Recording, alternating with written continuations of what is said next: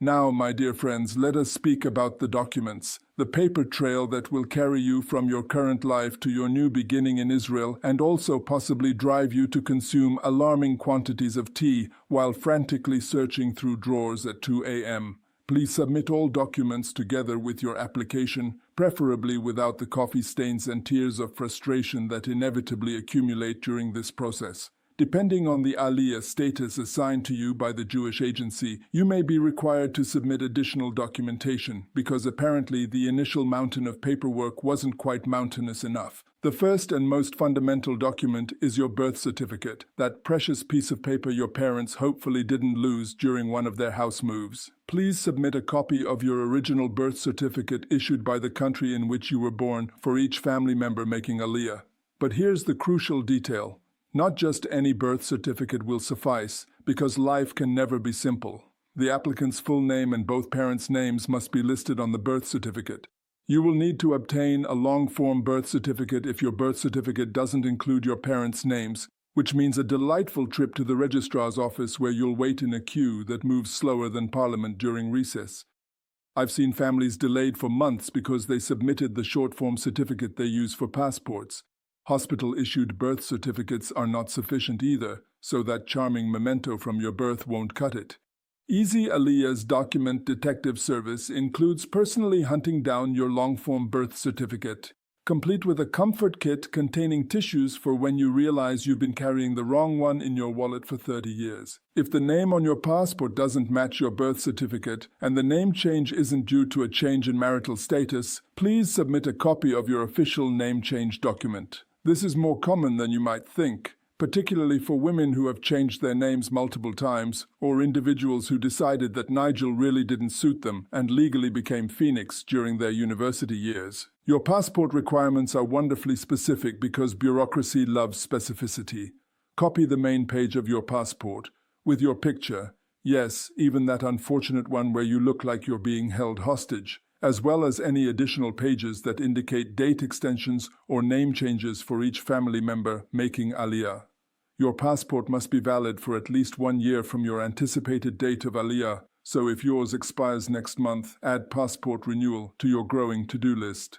If you are the bearer of an Israeli passport, or if one or both of your parents held Israeli citizenship at the time of your birth, you are considered by the State of Israel to be an Israeli citizen and therefore will have a completely different Aliyah process directly through Misrad Hapnim. Congratulations, you get to navigate a different bureaucratic maze entirely. The proof of Judaism is perhaps the most personally significant document you'll submit, and also the one that might require the most awkward conversations. Acceptable proof of Judaism is a letter from a recognized synagogue rabbi from a rabbinical organization in the United Kingdom, confirming how the rabbi knows you and stating that you are Jewish and born to a Jewish mother. This is required for all adults in the family making Aliyah. The letter must have been written in the past year on official letterhead, so that note your rabbi wrote on a napkin after Friday night services won't suffice. If you are Jewish through your father or grandfather, please provide a letter from a recognized rabbi from a synagogue or temple associated with a rabbinical organization in the UK, stating that you were born to a Jewish father or grandfather as relevant, listing their names with the precision of a genealogy detective. You may also be required by the Jewish agency to provide copies of your father's birth certificate, your parents' marriage certificate, and your grandparents' marriage certificate. Basically, enough family documentation to write a Victorian novel. For those who have converted to Judaism, you will be required to submit different documentation proving your completion of the conversion process, and you'll receive further instructions during the application process that will make the previous requirements look refreshingly straightforward. Each conversion case is unique, like snowflakes, but significantly more paperwork intensive.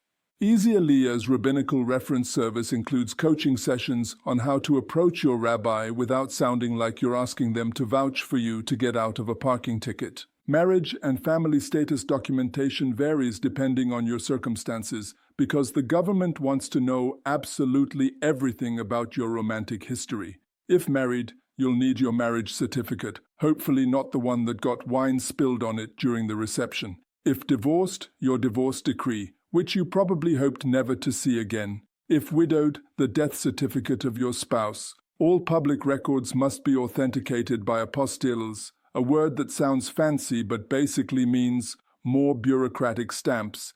And this authentication process can take several weeks, so begin early or risk the kind of stress that makes you question all your life choices. The criminal background check is required for any Aliyah applicant, and this is where many people feel like they're auditioning for a spy movie. The background check must not be older than 6 months when you present it, which means timing is crucial. Too early, and it expires like milk. Too late, and you delay your process while contemplating whether that time you accidentally kept a library book for 3 years will show up. Easy Aliyah's criminal background concierge service includes hand-holding during the application process and reassurance that your teenage shoplifting incident probably won't derail your dreams of Israeli citizenship. Personal status documentation requires the kind of careful attention usually reserved for defusing bombs. To verify your personal status when making Aliyah, the Israeli government, in cooperation with the Jewish agency, requires olim aged 18 and older to complete an affidavit. This affidavit is not required for those with an Israeli background who already have a Teudat Zehut number before making Aliyah.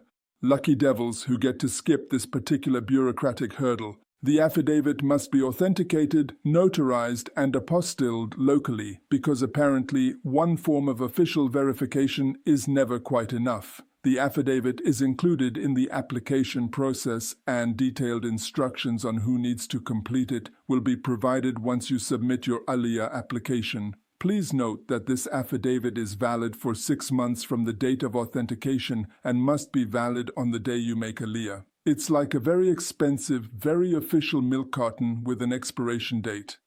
Health documentation is refreshingly straightforward, like finding a decent cup of tea in London. Each adult in the family should complete a separate health declaration form, which is available as part of the application process. This form is for you to fill out yourselves. It's not meant to be completed by your physician, so you can spare your GP the confusion of Israeli bureaucracy. Parents must complete a minor's health declaration form for each child under age 18 who is making Aliyah, because apparently even toddlers need paperwork. For those who have visited Israel before, you must provide detailed travel history that would make MI5 proud. For all family members age 17 and above who are making Aliyah, please submit a detailed list of all your entries and exits from Israel for the 7 years prior to your anticipated Aliyah date. If you have never been to Israel or haven't visited Israel in the 7 years prior to your Aliyah, you must still sign and submit this form with an explanatory note. Yes, even your lack of travel requires documentation. Easy Aliyah's travel history reconstruction service includes professional investigators who can track down that time you went to Israel in 2018, but can't remember if it was March or April because all your photos are mysteriously labeled IMG_2847. Photography requirements are specific and important, like passport photos, but with higher stakes. Please submit 2 official and identical passport photos for each family member ages 16 and above who is making Aliyah. These will be the photos used to issue your Teudat Zehut, so try not to look like you're being processed for a crime. Homemade passport photos will not be accepted, so put away your iPhone and find a proper photo booth. Additionally, you need a good quality, recent color photo of all individuals making Aliyah. A digital photo is acceptable, but make sure it's better than your typical social media selfie. Families should submit 1 picture which includes all family members together.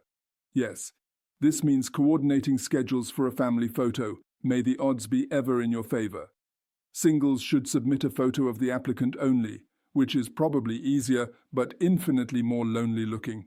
Finally, there's the submission of a signed waiver that allows the Jewish Agency for Israel to transfer any information relevant to your Aliyah status to other Israeli government offices or olim associations, basically permission for various government departments to gossip about you professionally. There is no need to complete the section of the waiver called Affirmation of Signature, because apparently even waivers have sections you can ignore. Remember to submit copies of all documents and keep the originals for your records and to present when required by the Jewish Agency for Israel or Misrad Hapnim. If you don't hold some of the required documents, you can order them, though ordering documents sounds much more pleasant than the reality of navigating government websites that haven't been updated since 2003. The key is organization, patience, and starting early enough that you don't end up crying into your cornflakes because your apostille expired. Each document tells part of your story. Together, they create the official narrative of your journey home, assuming you can keep track of them all without losing your sanity. Easy Aliyah's master document organization service includes fireproof safes, backup digital copies stored in 3 countries,